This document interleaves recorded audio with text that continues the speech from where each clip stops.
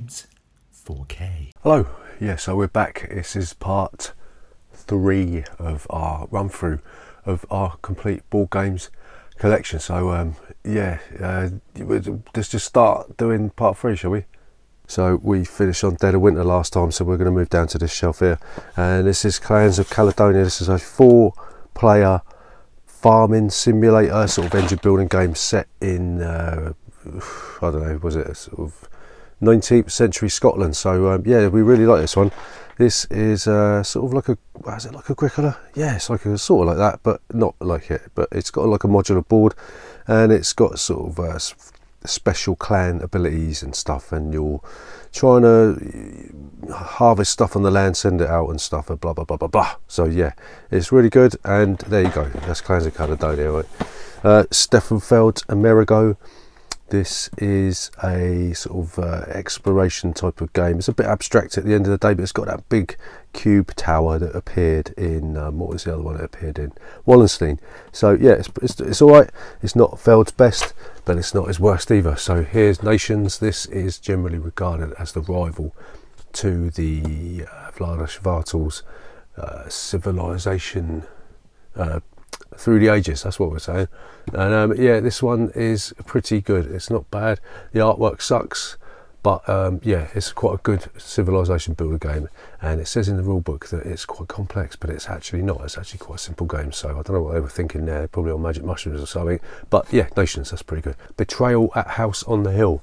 This is a game by Rob Davio. It's completely and utterly broken, but we still like it for some bizarre reason. I mean, you've got these sort of these books at the end where you have a haunt. If you roll a certain number of dice, so you have a haunt and somebody becomes a traitor maybe, but the haunts in the actual base game, they don't work very well. And you've got that problem where if you're playing with somebody new and they become the traitor, they haven't got the faintest idea what Rob Davio is going on about, so the game falls apart. We've got the Widow's Walk expansion in there, and yeah, so it's good to play on Halloween if you can get over the fact the game is completely busted.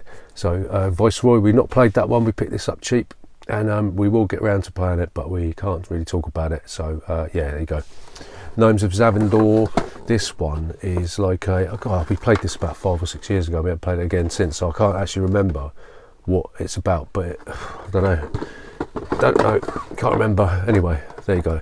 Eclipse. This was meant to be a way of playing Twilight Imperium in 2.5 hours. This is like a sort of a direct competitor to Twilight Imperium, and over time it got bloated to the point where it was actually longer than Twilight Imperium. We've got all the expansions in here. This is one of our favourite games. Do we prefer over Twilight Imperium? They're not the same type of game. This is more Euro-y economic, but then Twilight Imperium is a bit Euro-y economic, isn't it? So yeah, anyway, really good game. El Grande, fantastic. This is the granddaddy of area control. This won the Spiel des Jahres 1996 for bloody good reason. It still holds up today. There was a second printing, second edition of this, and it wasn't that much better because this one's got the wooden tower for the caballeros, right? So yeah, El Grande, one of the best games ever made. Tigris and Euphrates, we've not played this. This is a Rainer Knizia game, and we can't talk about it because we haven't played it. So there you go. 1812, the invasion of Canada, a fantastic war game. We're doing a live stream of this on Friday, so if you want to see this one in action, come back on Friday. So there you go.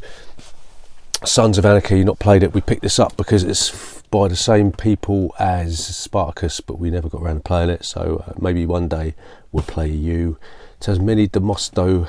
This is Mysterium, the Ukrainian edition of Mysterium, and yeah, so one player plays a ghost, other players play a guests in a house, and you've got to try and guess who the murderer is by playing Dixit style clues, and it's absolutely awesome.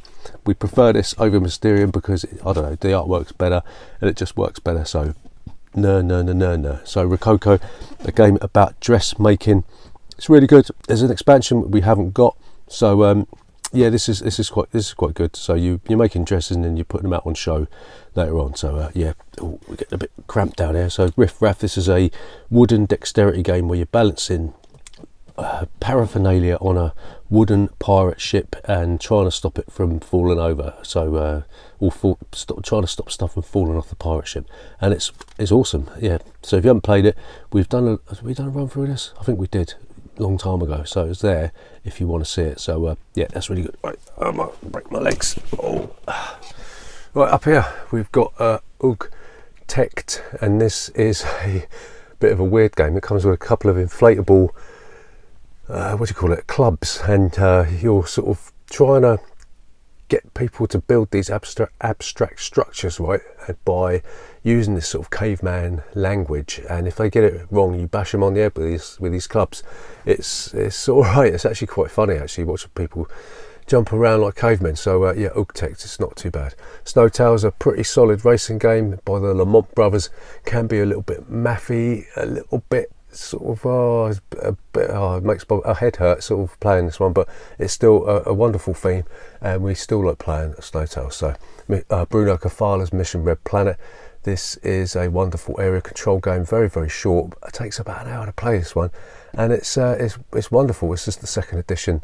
So yeah, it's well worth checking this one out. So you've got Machikoro. This one caused a bit of a stir, didn't it, a little while ago for some reason. It's a sort of a dice rolling, I don't know, cards drafting sort of thing. I don't know. It was all right, but there was flaws in the base game. You pick up a harbour expansion, and it works better. But yeah, maybe that's its time has come. Greed. This is a game by Donald X Vaccarino, the guy who did Dominion, and we've not played it, but I don't know. I don't even know what's there. It's probably just lurking in the corner, right? So Formula D. Where is it there? Formula D. This one is a roll and move racing game with a twist, which means that you have to stop a certain amount of times on the corners, and it's really good. It's got the a street racing variant on the flip side of the board, and it's a wonderful racing game. Maybe a little bit dated now, but it's still good. Splendor. This is this one, did this win the Spiel des Jahres? No, maybe it was nominated for the Spiel des Jahres and something else won it. Was it Camelot won it in the year? But anyway, you're using poker chips to buy cards, to get you to buy more cards, to get you to buy the really good cards, and it's very, very short. It's only 30 minutes long. It's a wonderful game. It's really good, and the production quality is off the charts in this one. So Smash Up. This is a shuffle building game, don't they? And I don't really like Smash Up. I'll play it if I have to, but it's not. I don't like it. It just seems a bit like they got to the point where they were just making stuff up because they'd done all the other stuff they could put on the cards. So yeah, not my cup of tea, that one. King of Tokyo and King of New York, essentially the same game. This one's a little bit more complex with extra bits. We actually prefer King of Tokyo. It's a good game, but as time's worn on, it becomes more tedious because it's just Yahtzee with an extra couple of bits, right? So yeah, it's a classic, but maybe it's a bit dated. So we've got Pandemic, Matt Leacock's masterpiece, his standout work that changed everything. And you know what this is. You're going around trying to prevent the spread of diseases by using special abilities and trying to put out fires, a bit like Forbidden Island, right? So yeah, it's a wonderful game. We don't really play it that much now because I don't know why we don't play it much now, but we don't play it much now. So, but it's Pandemic. Dimaka, this we done a review and playthrough of this last week. This is this one of them ones where it seems intimidating, but really it's not intimidating at all because it's actually quite simple. You just follow 9 steps and repeat 4, 5, 6, 7 times. So it's about the German elections. It's getting a reprint via Kickstarter. I think the Kickstarter's finished now, but I don't know if there's any way to get a late pledge. But if you can get a late pledge, then you should, because it's one of those classic games that should be in your collection, right? What's this one? This is Lords of Waterdeep with the Scoundrels of Skullport expansion. This is a very simple worker placement game and one of the best worker placement games. Don't worry about the D&D theme. If you're not a D&D geek, don't worry about that, because really it's got absolutely nothing to do with it. But it really does make you feel like you're sort of involved in the world that it presents to you, right? So wonderful, wonderful worker placement game. Highly recommended. One of our favourite games of all time, and this is a masterpiece from Vlaada Chvátil. Plays best in solo, right, because it's just too long otherwise. But it's Mage Knight, it's got everything, it's got deck building, it's got exploration, it's got combat, it's got rewards, it's got leveling up, it's awesome. And if you haven't played Mage Knight, it's very, very daunting, because there's actually 2 rule books. There's actually a rule book to explain the rule book in this one. So yeah, it's very kind of intimidating. It's very difficult to get your head around, but go and watch, if you got it, if you want it, if you go and get it, go and watch Ricky Royal's playthroughs, because that will open up everything. And yeah, it's you need to put a lot of work in to play this, but it's highly rewarding. Okay, Scotland Yard, this was a Spiel des Jahres winner back in 1980 something, and it's one of those first hidden movement games that really did sort of take off and laid the way for Fury of Dracula and all that sort of stuff. So it's a kids game. You play it with kids. It's an entry level game. So yeah, Scotland Yard's wonderful.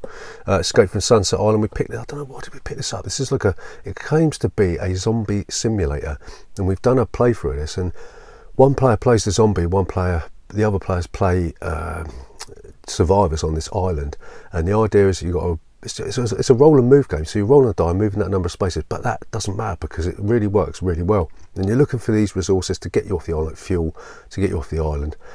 But when you get caught by the zombie, you turn into a zombie. So eventually, this plays up to 11 players, 10 players. So if you can get it with 10 players. It's a wonderful party game where there's this frantic rushing around the map, and gradually, one by one, everyone turns into a zombie until there's one person there. It's a bit like sort of tag, you know what I mean? So yeah, well, highly recommended. I think you have to buy it from the website in Canada from the designer, but I'm not sure. Anyway, we talked enough about that. So Majoris, this is a very odd Euro game. And what can we say about this? It's sort of got a druidic theme, isn't it? So you're going around this board. You're trying to build huts and stuff, and yeah, it's all right. It's all right. It's not bad at all. That's Majoris. We picked this up cheaps because we heard it was good, and it is good.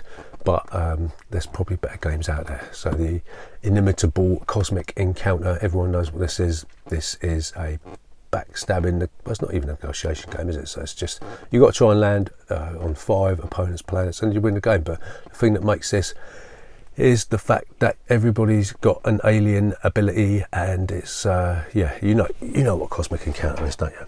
So City of Horror, this one sees you try to fend off zombie hordes by throwing all your comrades under the bus when you need to, and it's a really good game for 3 to 6 players. Maybe the rulebook could do with being rewritten because it's shit, but there you go. Trolls in the Pantry, my god, I thought they had this. This is an early kids game by the Games Workshop. And it even comes with a Silly Songs tape, which we have actually listened to. But yeah, it's crap. My kids don't like this either. But we've got it because it's I don't know why it's there. But anyway, so we've got Dominion here. This is a game-changing deck-building game by Donald X. Vaccarino. It's spawned 1 billion expansions, and it's okay, but it might be showing its age. Bruno Feduti's Masquerade. So what you do on this one, everyone takes a roll, you take the cards under the table and you swap them, or you don't, and then all these accusations get thrown around, and it's the first to get a certain amount of gold. So yeah, a wonderful party game. Everyone likes this. It's a bit hard to get that concept of swap or not into your head, but once you do, it's awesome. Dogs of War, Paolo Mori's masterpiece, underrated, one of our favourite games of all time. It's a you've got these wonderful sculpts by Call Me or Not. You're putting them on the board, taking a reward, and you're trying to gain area majority in a various number of battles. If you haven't played Dogs of War, you need to play this. It's so funny. It's immersive. It's not too long, and it's a wonderful game, and you really need to play it. So there you go. So let's just bend this a bit more. Right, so Suburbia. Don't really like this one. I don't know what it is. I don't like the aesthetic. I find it boring, you know, and it just seems like you could just have a deck of cards or something. And I know people rave about this, but I think it's dated. It's not SimCity in a box. We've got all the expansions in here, and I find it a bit drab, but there you go. I will play it if I have to, but you need to make sure you put a bullet in that gun, right? So Subdivision, we picked this up for about £2 because it was on offer.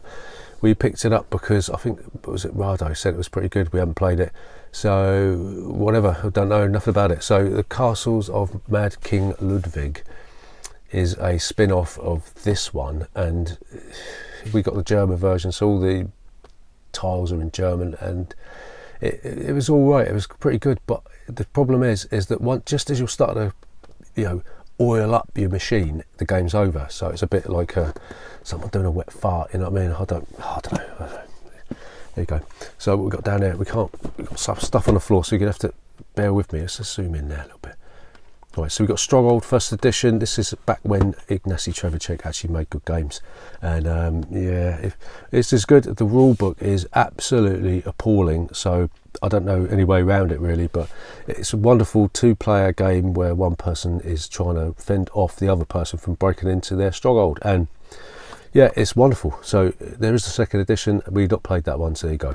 Blocky Mountains are one of our favourite dexterity games. We can't tell you how wonderful this game is. It flew under the radar years ago. I think they've just produced a cheaper version of this in Germany. So if you do want to play Blocky Mountains, then you can pick it up pretty cheap. But what you're doing, you've got these blocks that are mountains, and you've got these hooks and ropes, and you're trying to drag these your explorer and the bear around these mountains. It's really weird, but it's so good. It's so good.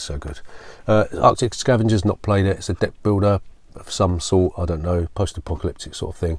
Istanbul, this win the Spiel des Jahres, or was it nominated or something? So it's like a sort of 5 tribes going around these different locations doing actions and stuff. Battle Lines, this is a Rainer Knizia classic. It's a card game where you have lines of your troops and their troops, and you'll put in these markers on to get cards on to get majorities and stuff. So yeah, that's not too bad. It's pretty good. Let's just do a couple at the top here. So what we got Carambulars. This is a dexterity game that uses a little bit of string and some discs, and you'll be flicking the discs to knock them off of a block to score points, I think. And yeah, it's not bad. It did won the Kinderspiel, the Kiddies Award, so yeah, it's pretty good. It's not too bad. Labyrinth, Ravensburger's classic. So you've got the shifting maze, going around, moving as far as you can in the maze, and then you'll be taking a tile and replacing a tile with another tile. So yeah, I think we're gonna wrap it up with Labyrinth because my legs are hurting yet again, and the things we do for you. So so there you go. That's part 3. I would have carried on a little bit, but my knees are aching because I am quite old. But yeah, so we're going to do part 4. God, I don't know how many parts. There's a prize available if you can guess how many parts this is going to become. But no, it's not true. But so we're going to do part 4 maybe tomorrow, maybe in another couple of days. But we've got another review coming. We're going to review Dead of Winter soon, so stick around for that, and we'll see you in part 4. Bye.